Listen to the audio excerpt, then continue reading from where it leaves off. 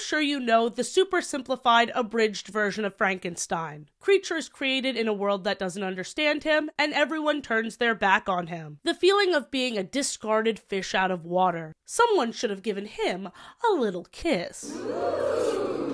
In the year of many monstrosities, 2025, Adult Swim encouraged creativity and experimentation with the short film entitled The Elephant. It genuinely gave me a lot of hope for the future. I'm making this video so hopefully more people give it a chance, give it a watch, because this is how we can encourage companies to take more risks. We gotta show them that it's worth it. The art is just too good, guys. I challenge you all in paying more attention to what we like than getting distracted by what we hate. Join me. Let's end the year right. Take my hand. That's it. This is the best part. Hi there, my name is Athena and I love cartoons. You'll be unsurprised to hear that I absolutely adore Steven Universe. Come live with us in the palace.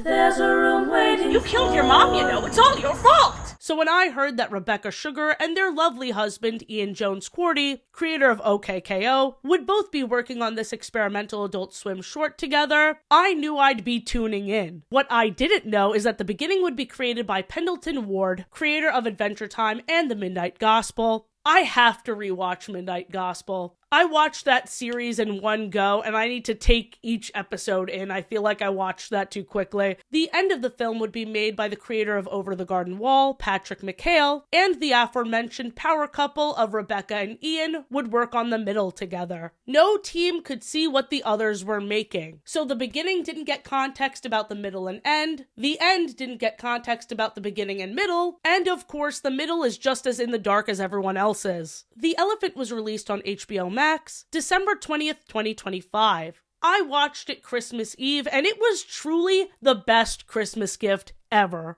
What's this? What's this? This is an exquisite corpse I made with my sister and my mom right after I watched The Elephant for the first time, and this is an exquisite corpse I made with my sister and my husband on my third rewatch. I love them both dearly, they're my fucked up little babies. How do you play the exquisite corpse game? You fold a paper, you draw one part, other people draw the other sections without looking at what the others created. No one sees the complete picture until the end. According to Wikipedia, it started as a writing exercise back in the early 1900s. But now it's a fun drawing challenge, and now we're exploring a new medium for this concept: animation. Adult Swim posted a behind the scenes to show the making of The Elephant, and there we see that even the character designs were made from this surreal drawing game. Patrick McHale did not seem fully thrilled with the character he ended up with. I forget who chose first, but I certainly chose last. And I got stuck with that weird one. And boy, oh boy, I think she slays. In fact, holy goddamn fucking shit, what the fuck? Now from here on out, there will be massive spoilers. I am going beat by beat to explore and break down the themes and really delve into this Frankenstein comparison. So if you haven't seen The Elephant, you really should before you watch the rest of this video. Also, I'm gonna get out of this costume. Maybe Patrick had a point. This is a bit distracting. I don't get it. First, we see the title card made up of more examples of exquisite corpses. The beginning is very fast-paced, and I didn't fully appreciate it until I rewatched. The full picture is truly greater than the sum of its parts. The origin story is completely opposite of Frankenstein. They aren't trying to create life. These tiny creatures are trying to prevent life. We see these little gray ones harvesting organs, and that prevents the creation/completion of this giant, powerful creature. Watching the behind-the-scenes doc really helped me understand this, because the visuals are so striking, I was distracted by how impressive the art is. I was trying to think of a cool image to start it off with. So first I drew this big, ripped-up corpse character who was sort of imprisoned by small characters that were taking its parts. I didn't know quite what that meant yet. On top of that, the pacing being a lot faster and harder to follow this section makes a lot more sense given that Pendleton used a flow of consciousness technique. He didn't map out how everything was going to happen because he doesn't know how everything's going to happen. Part of telling a story is you know what the ending's going to be, so you can set it up to pay it off.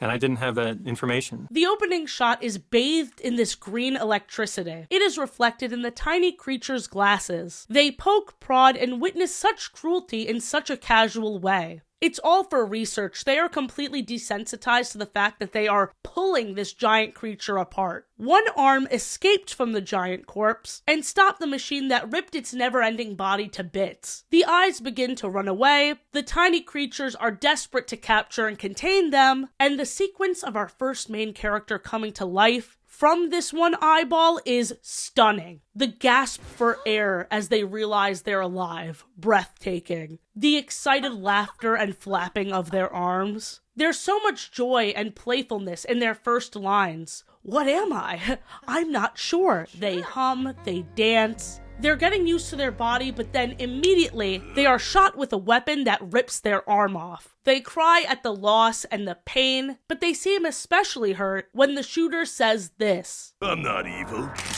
You're evil. You may think a cat saving them captures a sort of Finn and Jake, or more accurately Fiona and Cake vibe, but no, this cat isn't actually a cat. It's, this. Don't be scared, I'm me. This is my face. The clown pimple unburying itself from the fur will never not make me shudder. I can only put up with this creepy ass scene because the main character revealing that they like it is very sweet. And it also reveals that the chaos of this world comforts them. Even though they're dealing with a crowd of people with pitchforks, ready to fight them over their mere existence, this cat clown thing just goes to show that there's other strange creatures out there. A cactus grows out of where our main character's arm once was, and the disembodied arm becomes a frog-like creature. It really reminded me of Finn and Fern. Plant arm plus green creature that is part of you / sort of another version of you. Familiar territory, completely different execution. Finn and Jake were nowhere near as maternal to Fern. Maternal.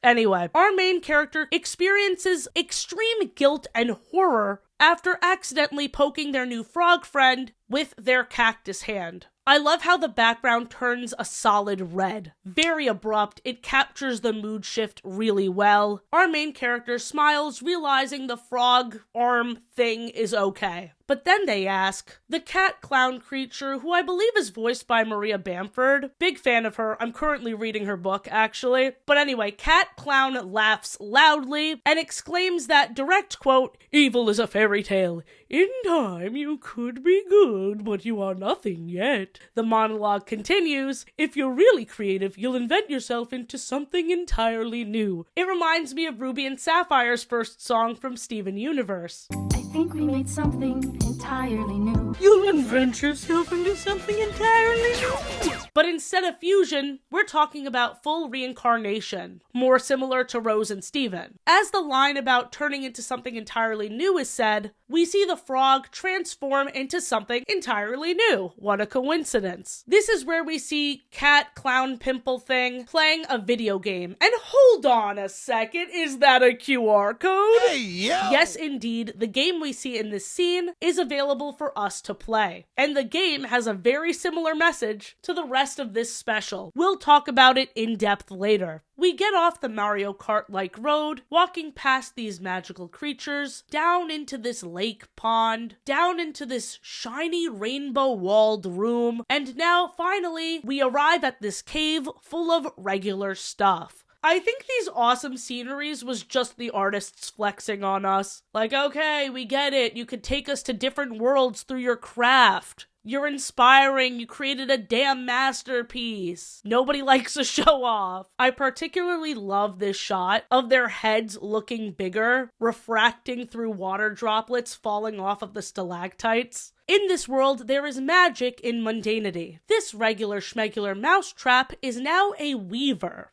It doesn't kill mice, no. It sends whatever you want directly to yourself in another dimension. They decide to send over a comic strip. Cat Clown guides our main character, saying, "I'll draw the first panel, you draw the next." And our main character doesn't draw anything at all. She tapes a flower that grew out of her cactus. Very unexpected. Very similar to the creation of this very short. The surrender of control, the experimentation. They are interrupted by a little gray shooter. The frog friend was about to get shot, but our main character leaps in front of him and sacrifices themselves. The comic strip gets teleported, and we then cut to the middle. We just witnessed death, and what's the next shot? Booty being bounced. The dread to rear end 180 really reminds me of a song from the Charlie the Unicorn finale. Please allow me to culture you for a second. The world fell down, all went down.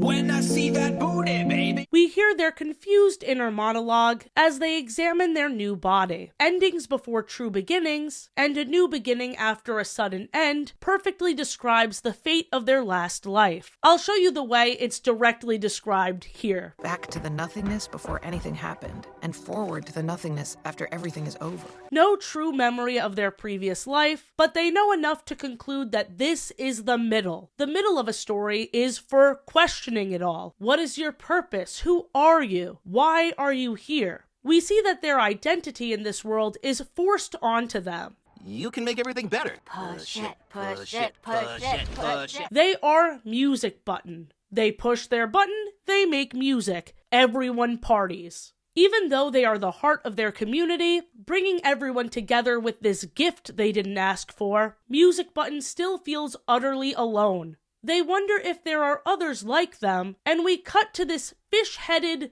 suit-wearing tank. And I can't help but wonder if this represents their frog friend from their previous life. Yes, Music Button feels out of place, but I also believe it goes beyond that. There's also a feeling of being incomplete, missing this other part of you. Your memories, your friend, your sense of self, all of the above rolled into one. No scene from any show has been more relatable to me than this. My anxieties had distracted me from my purpose.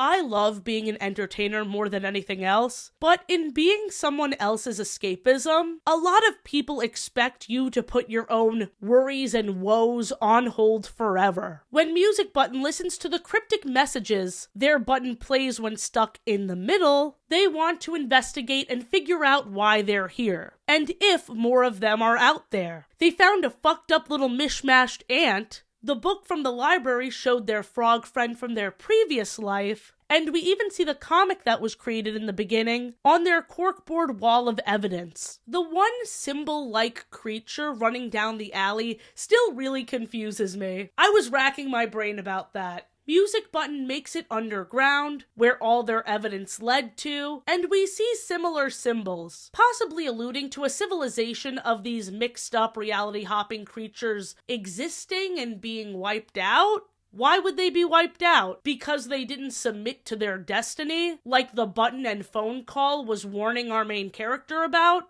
But despite what sounded like threats, Music Button was so desperate to break free of others' expectations that they ripped off their button. Now that they don't serve these ungrateful people, they cycle through many different forms. It kind of reminds me of when Steven's gem was ripped out. Our main character is everything. Just as the middle comes to the end, they fold in on themselves and disappear from this plane entirely. Curiosity killed the cat, but the cat didn't even want to be a cat to begin with. The phone says this. Dissident to the end, I see. And I didn't know what dissident meant, so I looked it up. Dissident means a person who opposes official policy, especially that of an authoritarian state, choosing to seek answers about themselves and not feeding into the lie that they're only good for one thing, set our main character free. And yeah, unapologetically being yourself, especially when it goes against societal norms, is pushing back against authoritarianism. The last piece of our character in this world, the button, no longer plays music. Instead, the crowd that dehumanized them hears their voice for the first time. This is just the middle. Cunty pickle, cunty pickle, We have arrived at the last section, the end. We actually speedrun through multiple endings. Our main character is completely done with starting over and over and over and wants it to end already. They want to have an ending that'll last. Especially with how cruel the timing always is. They never stay long enough to fully appreciate a life. They're always discombobulated.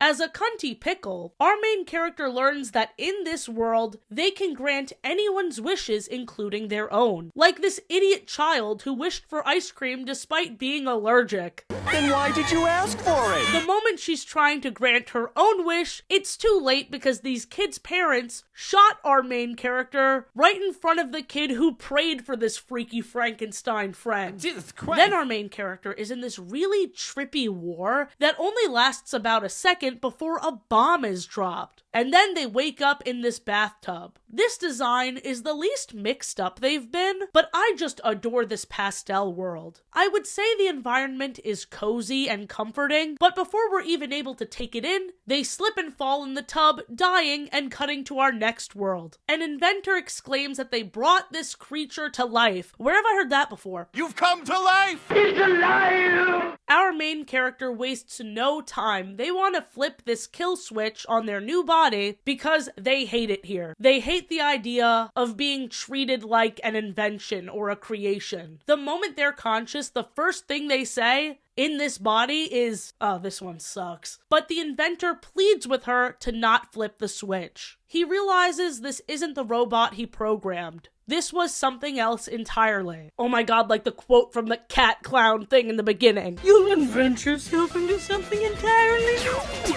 Your personality is different from what I programmed. Who are you? He wanted to learn more. Dan, the inventor, is very sympathetic. He is the first listening ear our main character has stumbled across since the beginning. Dan invented this robot pal because he was lonely. A feeling our main character knows all too well. They've both needed a friend for so long. Our main character razzes him constantly. It's a really sweet dynamic. Wait, I'm not some kind of... What? Ugh.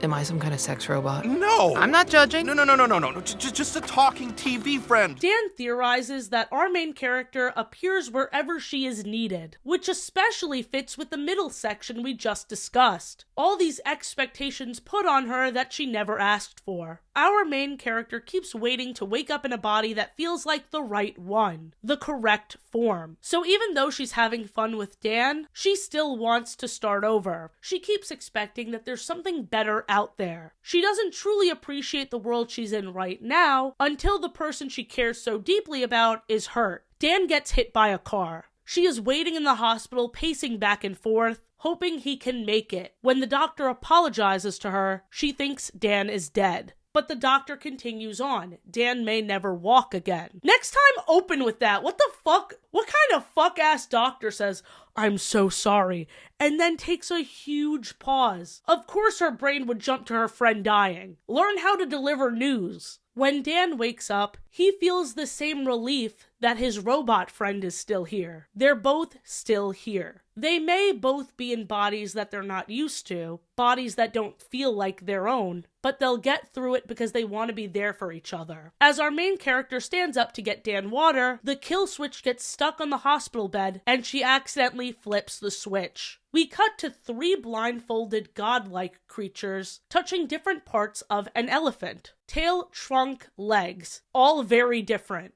Without the context of the whole picture, it's hard to imagine how these parts go together. This is a reference to a Buddhist parable, Blind Men and an Elephant. In many versions of this story, the men argue about what they're feeling because it seems so disjointed from what the others are saying. But I think where in the story this takes place gives this an additional meaning because when we cut back to our main character, she is still with Dan. The kill switch didn't work. So that makes me feel like the elephant was almost being formed, head to tail. I feel like this visual can be a nod to the story being completed, our character taking her final form. Now, what's this story even about? Let's address the elephant in the room.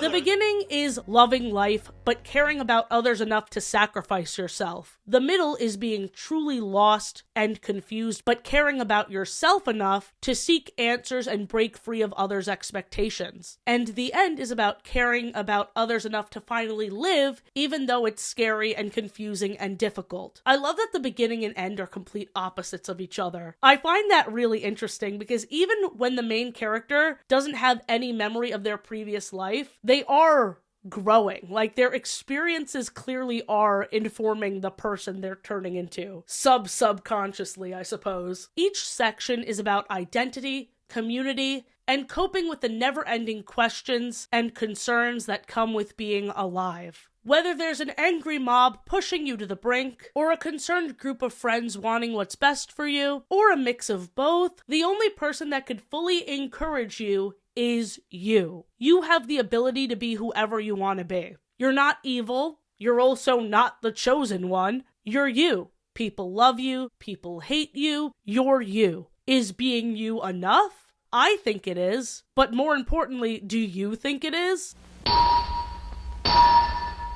In the behind-the-scenes making-of documentary, we see the pure awe on the creators' faces watching the final product. Just like how our main character didn't know her place in the world, the creators of this short dealt with similar anxiety-inducing feelings, contributing to a story where you don't know how your part fits. Think about how much control they had to give up. Imagine a story that's not a story, where the beginning has nothing to do with the end, and the middle has nothing to do with the beginning or the end.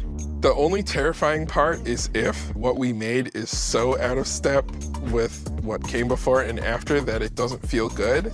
How do you write the third act of a story that you don't know the first and second act of? It's incredible that even through the format of an exquisite corpse, what they were writing mirrored how they were feeling going through this very uncertain creative process. They had game masters that would lightly guide them. There were 3 rules. We covered rule 2, which was that the characters have to be from the Exquisite Corpse game, but rule number 1 being that the character must die is a really smart one to set the plot in motion because each creator used that to their advantage. Rebirth wasn't necessarily a given, but it was the smartest solution to every section being distinctly different where the character dies each time. We got to see supervising director Mike L. Mayfield's notes, how different groups had different parts redacted, so here in this doc we only see notes for the first act. Let me read you through this. Penn will explore existential questions. In his words, are we a singular soul with an uncertain identity? Are irregular parts held together by faith in our existence? Act 1 will explore a big action scene, culminating with the character being chased over rooftops and falling off a building. As the character is falling, they will begin transforming into their next body. So that wasn't even used! That's incredible! The final rule is that every act had to have a different creative team. This really made every section pop. The worlds were so distinct, new, completely unlike the others. They stand apart. If I were to show you a screenshot from the beginning, middle, and end, if you had no prior knowledge of this project, you'd probably come to the conclusion that they were all from completely different shows or movies. The beginning takes place in a video game world, probably the earliest hint that our main character will have many lives and respawn. But the fascinating thing is we see this item selection from the first-person perspective of the gray creatures hunting our main character. Are these creatures being puppeteered by a player? Are their choices more out of their control? Or is this just a sick visual Pendleton came up with while making hand fart noises? I have to do that every 30 seconds or else the ideas stop coming. It could could be all of the above. Video games are clearly heavy on this creator's mind between this Animation Magazine interview, where Penn says he is working on making a game right now, and also the actual game created for this special. The moment I saw this QR code, I ran to scan it. When I watched The Elephant with other people, I was surprised how few people caught that QR code. That was the first thing I saw. The QR code leads us to Little Frankenstein. I unfortunately sucked at this game, but luckily someone uploaded a full playthrough on YouTube. Let's break it down. We open on Little Frankenstein's sense of smell, bringing him back to a past life or an ancestor he feels connected to. It smells like flowers. He used to like flowers. I like them too. Then we see flower petals in the wind. They're being blown past a grave as Little Frankenstein says, "I'm not like him."